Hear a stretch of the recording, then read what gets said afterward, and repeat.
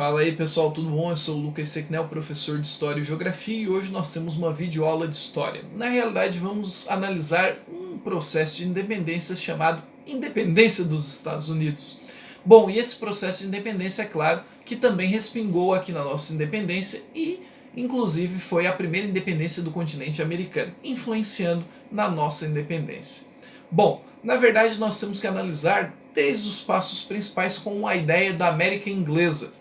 As colônias do norte baseavam-se em pequenas e médias propriedades agrícolas familiares. As atividades eram para o mercado interno e no sul nós tínhamos a produção que se voltava para o mercado externo. Importante dizer que nós tínhamos 13 colônias constituídas por refugiados da metrópole, latifundiários, escravos indígenas e negros. Bom, continuando, ao contrário das colônias pertencentes a Portugal e a Espanha, a Inglaterra não teve um papel tão decisivo na América do Norte. Nesta época, nós tínhamos maior autonomia para essas colônias.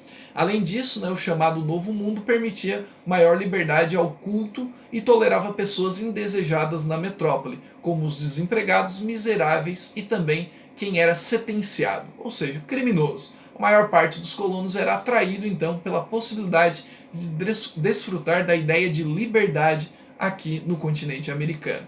Nós também tínhamos uma ideia de comércio triangular, ou seja, no norte se produziam embarcações que viajavam até as Antilhas holandesas. Aliás, desculpa, inglesas. Nada a ver holandesas.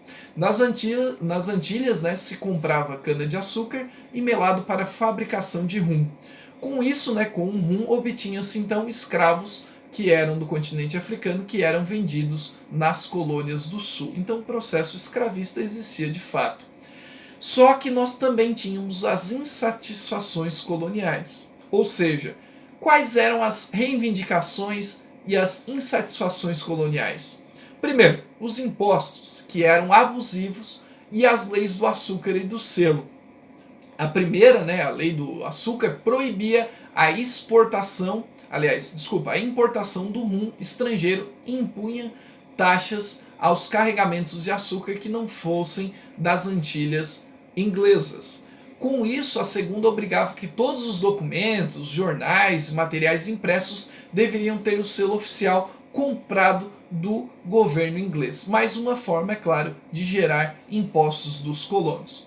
E qual foi a reação direta dos colonos? Os colonos eles se organizaram em associações e provocaram um verdadeiro boicote ao comércio inglês, principalmente durante a ideia de revogação de algumas leis. No entanto, a metrópole, a Inglaterra, criou outras formas de taxar os colonos. Retirava e revogava algumas leis e propunha outras. Eram muito espertos. Por exemplo, a festa do chá foi uma reação dos comerciantes contra o monopólio do comércio do chá.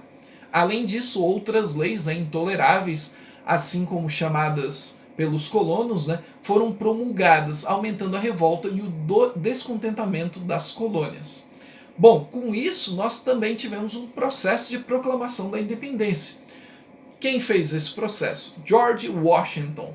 Ele foi eleito comandante das Colônias Unidas e conduziu o território à independência.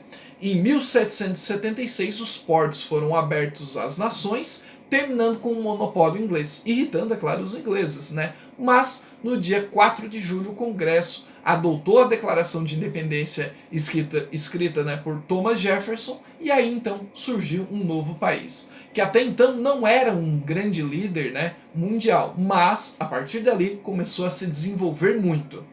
Adotou-se já de cara um regime republicano, com ideias iluministas, com 3 poderes: executivo, legislativo e judiciário, e todos eles independentes entre si. Isso também deu o título aos Estados Unidos de maior democracia do planeta, conhecido como Terra da Liberdade. A confederação foi adotada pelo país, mas ainda deixava a desejar, em função das dificuldades de manter uma ideia de unidade. Na Convenção da Filadélfia, determinou-se a criação de um governo central e a cargo do presidente da República. O novo sistema ficou conhecido como federalismo. Bom, E também separei uma passagem interessante para fazer um comentário, né, que na Declaração da Independência dos Estados Unidos, em 1776, escrita por Thomas Jefferson, tinha a seguinte passagem: consideramos essas verdades evidentes por si mesmas, que todos os homens são criados iguais, que são dotados pelo Criador de certos direitos inalienáveis, ou seja, que entre essas estão a vida, a liberdade e a busca da felicidade. Bom, gente, esse foi o processo de independência dos Estados Unidos. Não foi um processo facilitado e, é claro, os colonos se rebelaram e, a partir dessa rebelião, de toda essa luta, conseguiram conquistar a primeira independência do continente americano. Sempre lembrando, é claro, que nos Estados Unidos nós tivemos uma colonização de povoamento diferente do que era praticado pela Espanha e Portugal aqui na América Latina, que era uma colônia de exploração, né? Uma base de exploração. Mas tudo isso culminou então na independência dos Estados Unidos em 4 de julho de 1776.